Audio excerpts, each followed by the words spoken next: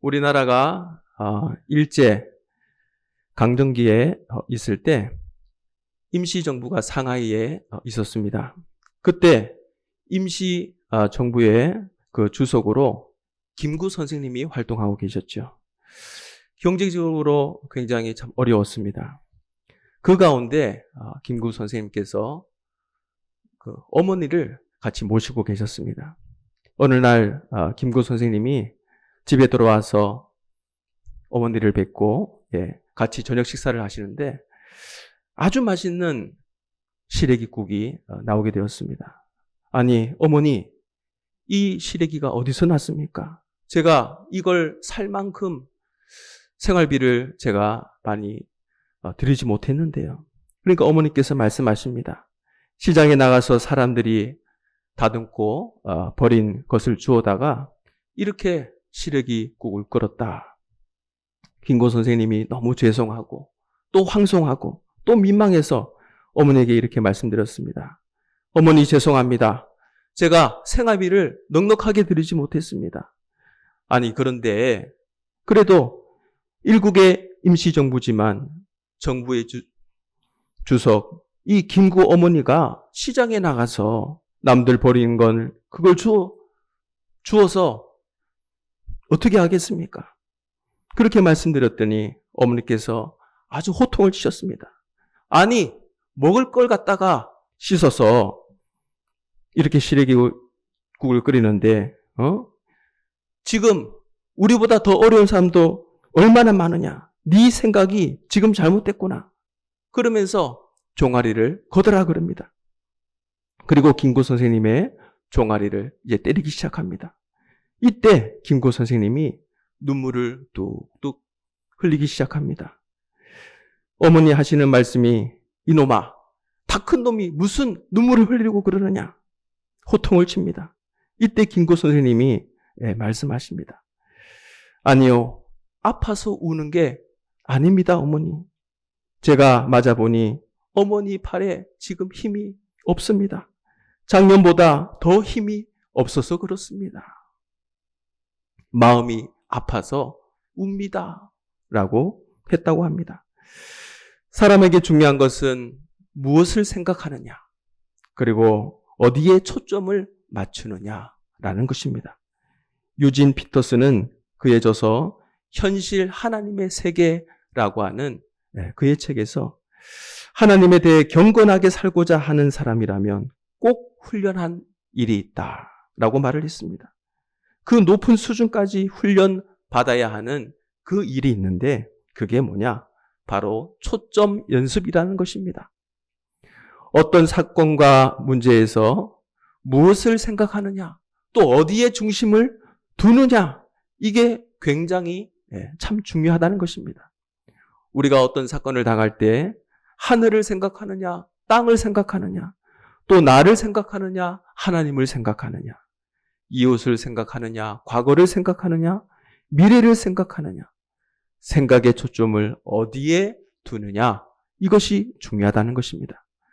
한번 예를 들어 보겠습니다. 사업을 할 때 우리 신앙인들은 하나님께 초점을 맞추는 것이 굉장히 중요합니다. 사업을 하다 보면 매일 수많은 문제를 만나게 됩니다. 매출이 떨어질 때도 있죠. 또 거래처가 끊어질 수도 있습니다. 예상치 못한 손실이 발생할 수도 있죠. 이때 초점이 나에게 맞춰져 있다면 나는 왜 이렇게 실패할까? 내가 어떻게 손해를 줄일까? 라는 생각에 몰게 되어진다는 것입니다. 또한 돈과 성공에만 초점을 두면 눈앞의 이익을 위해 정직함이나 신앙의 그 원칙을 포기하고 싶은 유혹에 빠진다는 거죠. 하지만 하나님께 초점을 맞추면 질문 자체가 달라지게 됩니다. 이 상황 속에서 하나님은 무엇을 나에게 지금 말씀하고 계시는 걸까? 하나님은 나에게 지금 무엇을 가르치고 계실까? 하나님께서 기뻐하시는 방식으로 이 문제를 해결하기 위해서 나는 어떻게 해야 되는가? 이 사업을 통해 하나님께 영광 돌릴 수 있는 방법은 무엇인가? 내게 맡겨진 사람들과 고객들을 어떻게 내가 섬길 수 있을까? 우리가 같은 사건이라도 어디에 초점을 두느냐, 여기에 따라서 해석과 행동이 완전히 달라지게 된다는 것입니다. 예를 들어서 매출이 감소했습니다. 자신에게 초점을 두면 두려움과 낙심이 몰려오게 되죠. 과거에 초점을 두면 참 그때는 내가 참 잘했는데 지금은 도대체 왜 이렇게 되었을까? 후회할 수 있다는 것입니다. 하지만 하나님께 초점을 두면 하나님께서 이 시간을 통해서 나를 연단하고 계시다. 그리고 하나님께서 이 어려움을 통해서 나를 더 좋은 길로 인도하실 것이다. 그런 믿음의 상황으로 보게 되게 된다는 것입니다. 성경에 보면 베드로가 나오죠. 예수님을 보고 물 위를 걷기 시작했습니다. 예수님께 시선을 고정했을 때는 베드로가 잘 걸어갔습니다. 하지만 바람과 파도를 바로 보는 순간 그는 두려움에 빠지기 시작했습니다.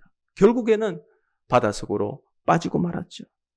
문제의 크기가 아니라 바로 초점의 방향이 그의 상태를 결정한다는 것입니다. 따라서 우리는 사업의 성공과 실패를 넘어서 하나님께 초점을 맞추는 이유는 상황보다 하나님이 훨씬 크시기 때문입니다. 우리가 하나님께 초점을 맞출 때 눈앞의 이익이 아니라 하나님의 뜻을 먼저 구하게 됩니다. 두려움보다 믿음을 선택하게 됩니다. 욕심보다 사명을 선택하게 됩니다. 조급함보다 신뢰로 사업을 감당할 수 있게 되게 되는 것입니다. 우리는 지금 가정에서, 직장에서, 사업터에서 여러 환경 가운데 많은 변화를 겪게 됩니다. 그 많은 변화 속에서 우리는 생각의 초점을 분명히 할 수 있길 간절히 축복합니다. 우리가 깊이 생각해 보면 이런 맥락 속에서 하나님이 무엇을 지시하는가? 하나님이 내게 무엇을 말씀하시는가? 하나님이 이 일을 통해서 나를 어떻게 하실 것인가? 우리는 하나님을 바라볼 수 있길 축복합니다.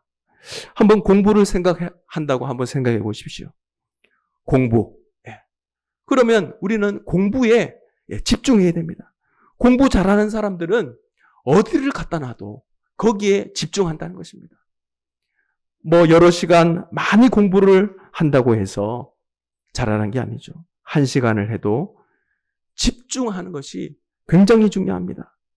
아무리 시끄러운 기차나 버스를 타도 손에 책을 딱 들면 읽기 시작합니다.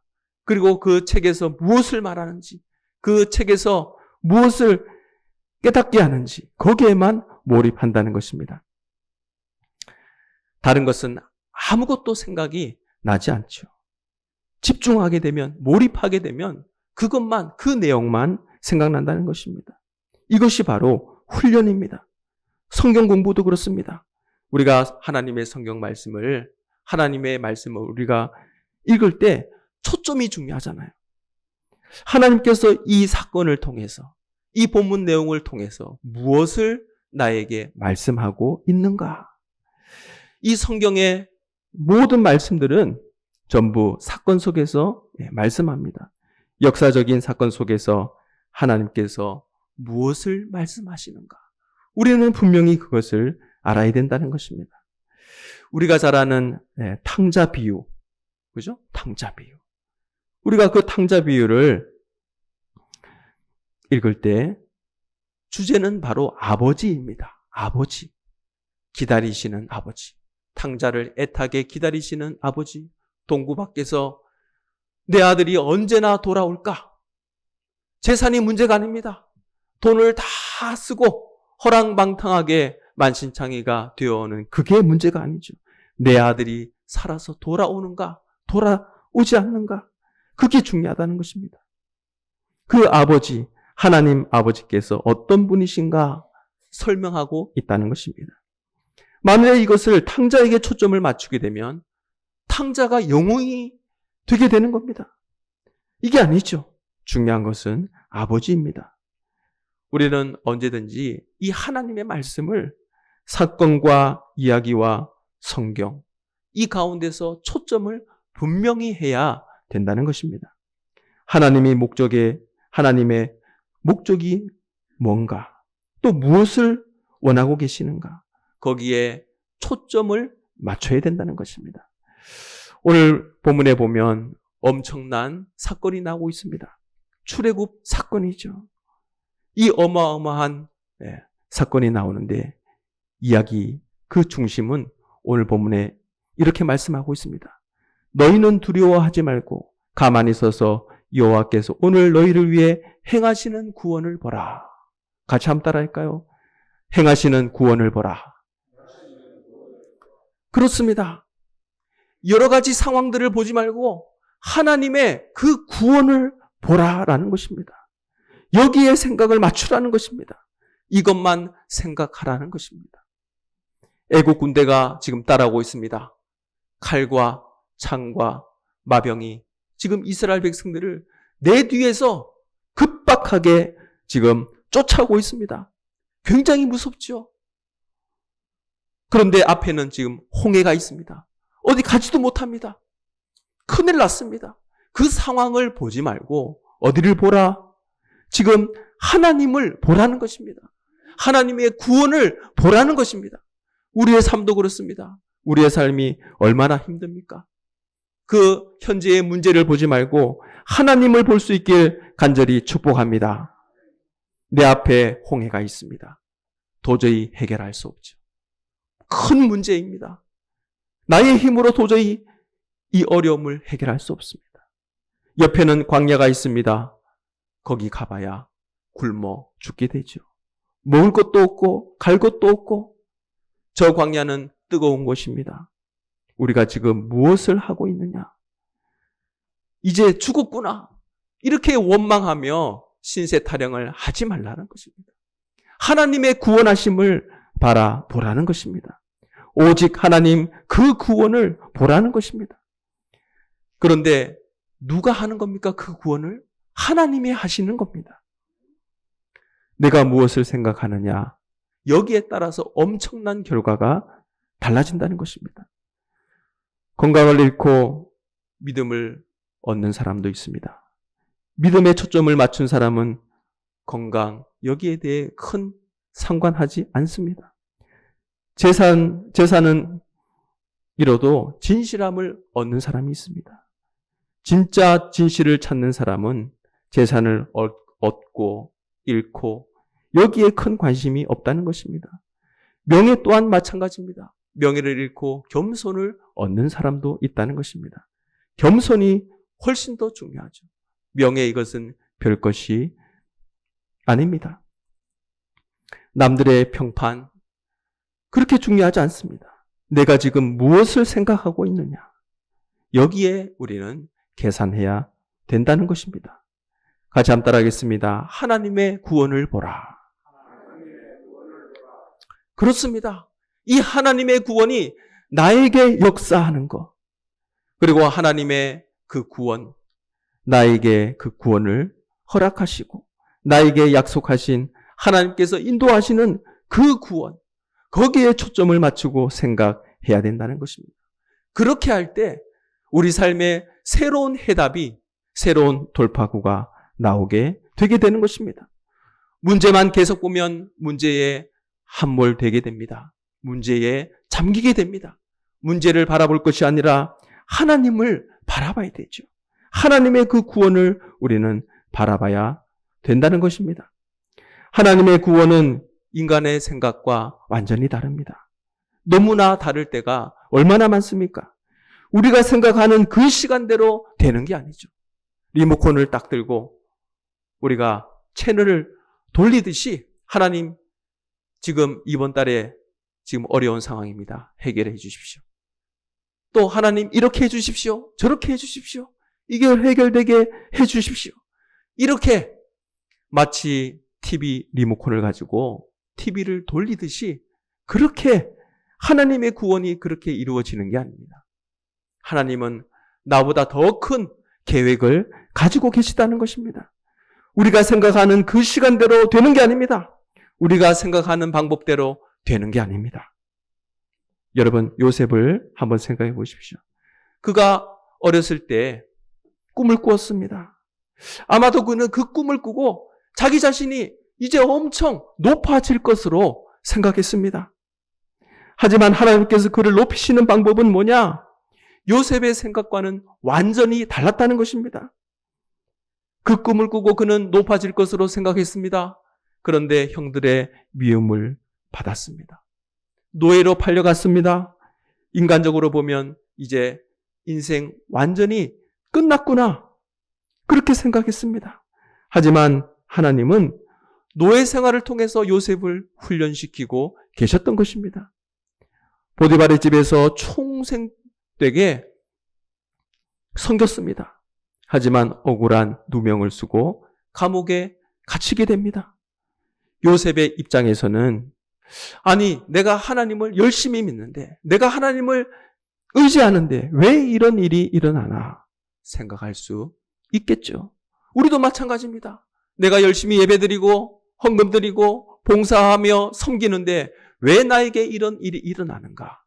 우리 또한 이런 생각을 할 수 있다는 것입니다. 그러나 이 요셉이 누명을 쓰고 감옥에 들어간 것 때문에 바로 바로의 신하들을 만나게 되었다는 것입니다. 요셉이 감옥에 들어간 것을 통해서 훗날 애굽의 총리가 되는 길을 준비하고 계셨다는 것입니다. 요셉이 만약에 인간적인 그 생각에만 머물렀다면 요셉은 형들을 원망했겠죠. 형들이 나를 미워하고 형들이 나를 구덩이에 집어넣고 또 미디안 상인들에게 노예로 팔리게 했다. 한번 두고 보자. 내가 유명한 사람이 되고 내가 높은 사람이 되면 저 형들을 멸할 것이다. 아마 원망을 했겠죠. 하지만 요셉은 그 인간적인 생각에 머물러 있지 않았다는 것입니다. 인간적인 생각에 계속 머물러 있었다면 억울함에 사로잡혔을 것입니다. 나는 성범죄자가 아니다. 나는 보디발의 아내를 강간한 적이 없다. 나는 억울하다. 그 억울함 때문에 그는 하나님을 바라보지 못했을 것입니다. 자신의 처지를 비관했을 것입니다. 우리 또한 마찬가지입니다. 우리의 삶을 원망하지 마십시오. 부모님을 원망하지 마십시오. 내 삶을, 내 남편을, 내 아내를 원망하지 마십시오. 원망하면 그 원망이 나의 삶을 삼켜버린다는 것입니다. 우리는 억울함에 사로잡히지 말아야 됩니다. 처지를 비관하지 말아야 됩니다. 그 문제를 바라보는 것이 아니라 원망하는 것이 아니라 비관하는 것이 아니라 억울함에 사로잡혀 있는 것이 아니라 하나님을 바라볼 수 있길 간절히 축복합니다. 요셉은 상황보다 하나님께 그 초점을 맞췄던 것입니다. 우리가 인간적인 생각에 머물러 있기가 얼마나 쉽습니까? 현실에 비관하기가 얼마나 쉽습니까? 현실을 원망하기가 얼마나 쉽습니까? 하지만 우리는 거기에 머물러 있어서는 안 된다는 것입니다. 요셉은 어디에 있든지 성실하게 살아갔습니다. 하나님을 초점에 맞췄기 때문입니다. 하나님께서 함께 하시는 그 은혜를 그는 바라보며 요셉은 하나님께 초점을 맞췄던 것입니다.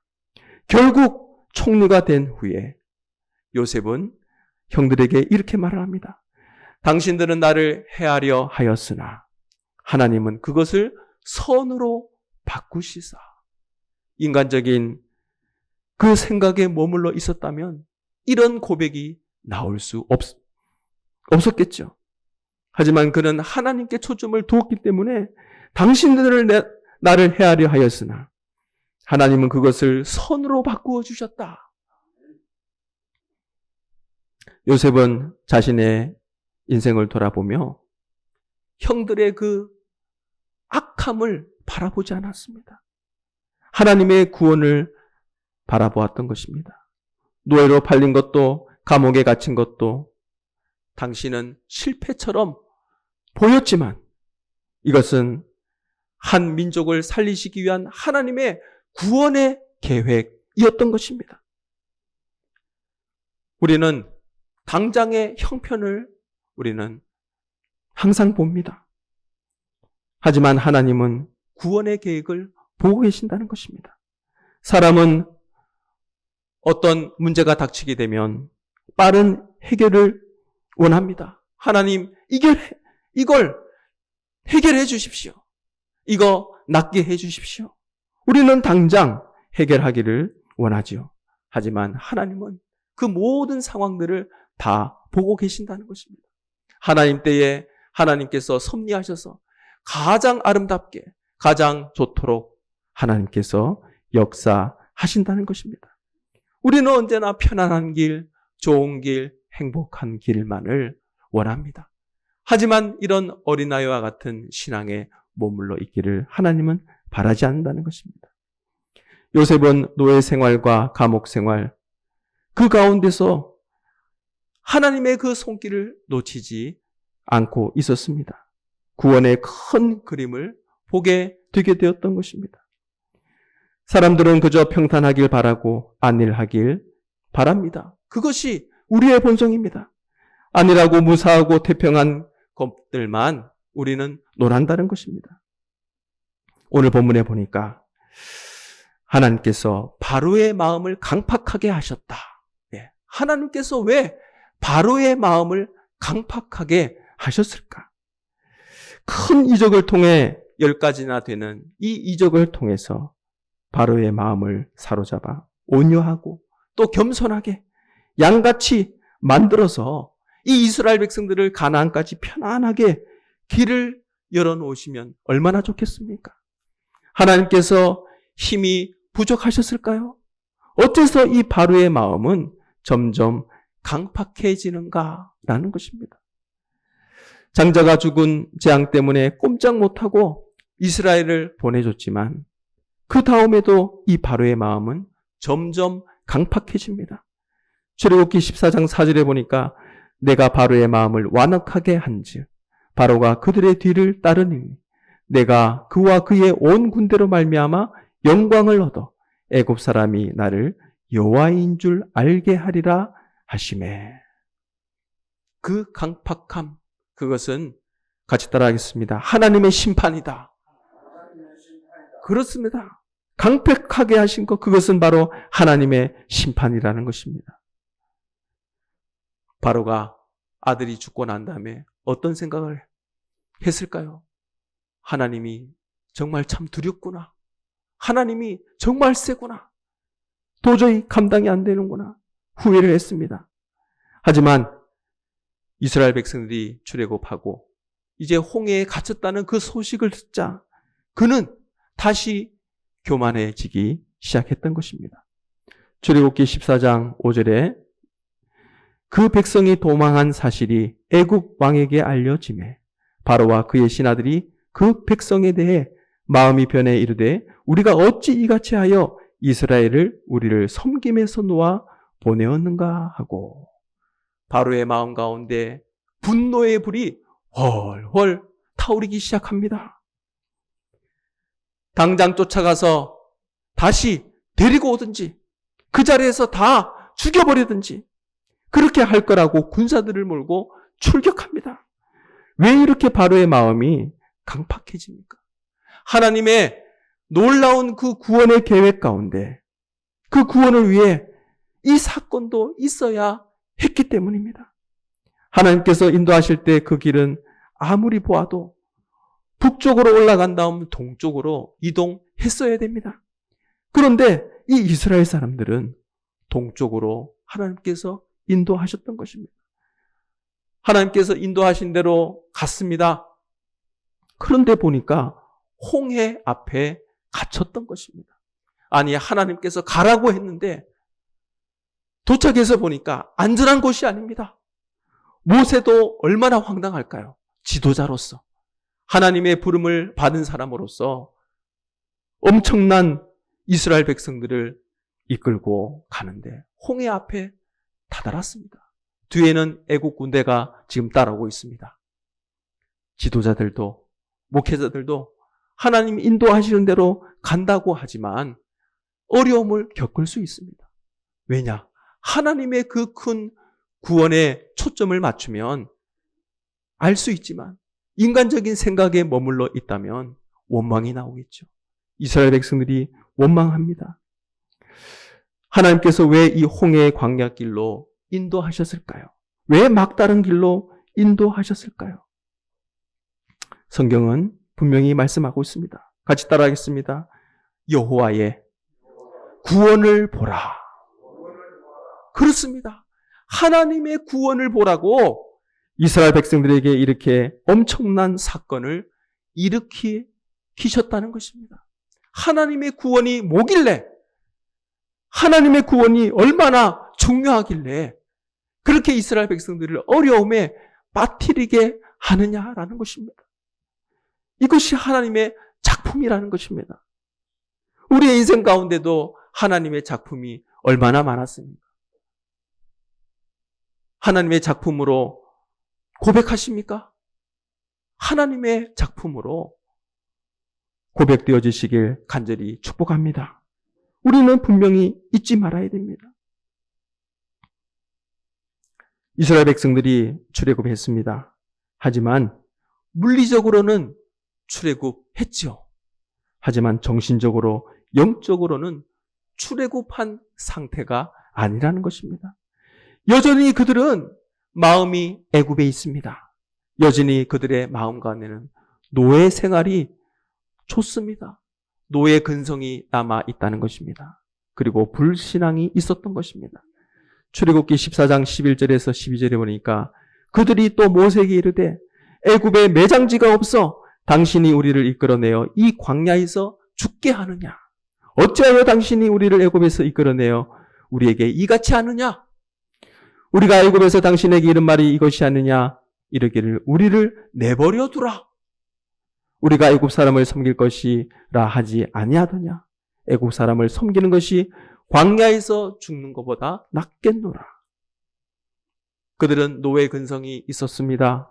불신앙이 있었던 것입니다. 물리적으로는 출애굽했지만 정신적으로는 여전히 노예 생활을 하고 있다는 것입니다. 하나님 입장에서는 이 사건이 필요했던 것입니다.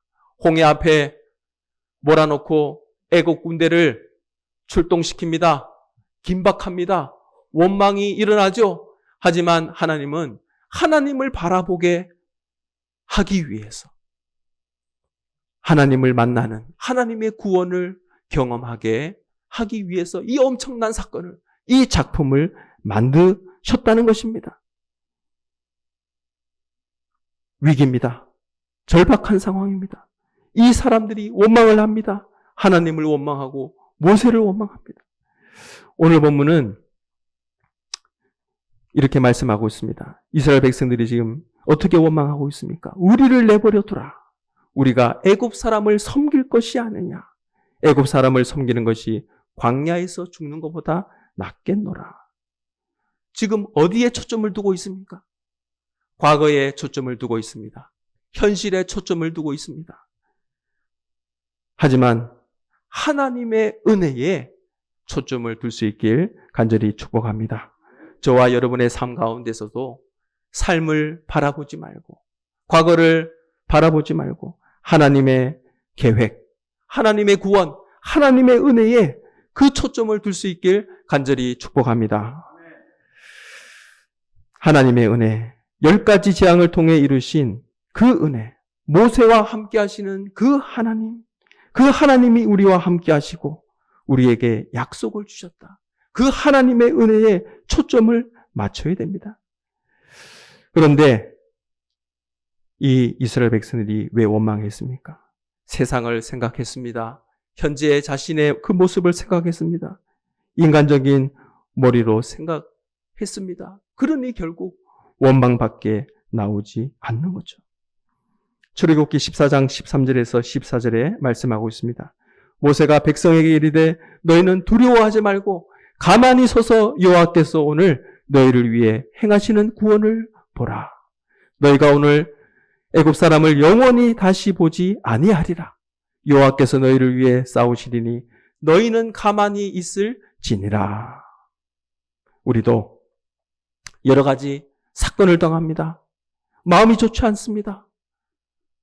여러 가지 힘든 상황을 보게 되면 참 어지러운 일들이 얼마나 많습니까? 하지만 생각의 초점을 하나님께 향해야 된다는 것입니다. 오늘 본문에 보니까 조용히 하라. 조용히 하라. 말씀하고 있습니다. 가만히 있어라. 조용히 해야 우리의 마음이 고요해집니다. 그래야 우리가 하나님을 생각할 수 있죠. 초점을 하나님께 맞출 수 있다는 것입니다. 그래야 하나님의 음성을 들을 수 있다는 것입니다. 여러분, 부부싸움 한 번씩 하시지 않습니까? 그런데 부부싸움, 이것이 왜 일어나느냐? 말하는 자가 있고 듣는 자가 없다는 것입니다. 듣지 않기로 결심해서 그렇다는 것입니다. 한 사람이 말을 하면 나머지 한 사람은 그 말을 들어야 됩니다. 조용히 들어야 됩니다. 내 생각을 내려놓고 상대방의 그 마음을 들어야 됩니다. 이렇게 3번만 왔다 갔다 듣다 보면 부부싸움은 해결되게 되는 거죠. 열왕기상 19장 12절에 보면 엘리야가 하나님의 음성을 듣습니다. 그것도 어디에서 듣느냐? 광야에서 듣습니다.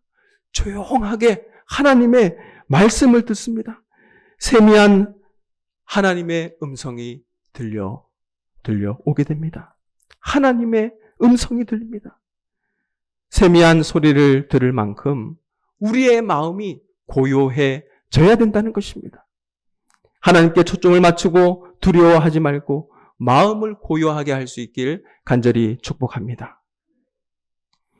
오늘 하나님께서 이스라엘 백성들을 홍해로 인도하신 그 해답이 여기 있습니다. 13장 17절에 보니까 바로가 백성을 보낸 후에 블레셋 사람의 땅의 길은 가까울지라도 하나님이 그들을 그 길로 인도하지 아니하셨으니 이는 하나님이 말씀하시기를 이 백성이 전쟁을 하게 되면 마음을 돌이켜 애굽으로 돌아갈까 하셨습니다. 하나님께서 구원하시는 그 구원을 바라봐야 되는데 그들이 오합지졸이라서 광야를 지나가다가 블레셋 사람들을 만나게 되면 다시 애굽으로 돌아간다는 것입니다. 이렇게 돌아갈 생각을 하지 못하게 하기 위해서 홍해를 열어 하나님의 그 엄청난 구원을 보게 하셨다는 것입니다. 우리의 인생에도 그렇습니다. 우리가 여전히 세상 가운데 머물러 있을까봐, 죄 가운데 빠져 있을까봐 하나님께서는 저와 여러분의 삶 가운데 여러 가지 하나님의 작품을 만드시는 것입니다. 하나님의 그 엄청난 사건을 저와 여러분의 삶 가운데 일으키실 때도 있다는 것입니다. 그래서 하나님의 그 구원을 나의 힘으로는 도저히 할 수 없습니다. 주변 사람들이 도와줄 수도 없습니다. 눈물과 고통의 시간을 보냅니다. 그 가운데 하나님의 구원을 경험하게 되는 거죠. 그럴 때 우리는 어떻습니까? 하나님이 하셨구나. 하나님 감사합니다. 하나님이 하셨습니다. 우리는 고백하게 되게 되는 것입니다. 여러 가지 우리 삶의 복잡한 사건 속에서도 하나님을 바라볼 수 있길 축복합니다. 그 안에 하나님의 역사가 있습니다. 하나님의 음성이 있습니다. 나와 함께 하시는 것을 우리가 깨닫게 됩니다. 그렇게 할 때 그 믿음으로 하나님의 그 구원의 그 은혜로 우리가 승리하게 되게 되는 것입니다.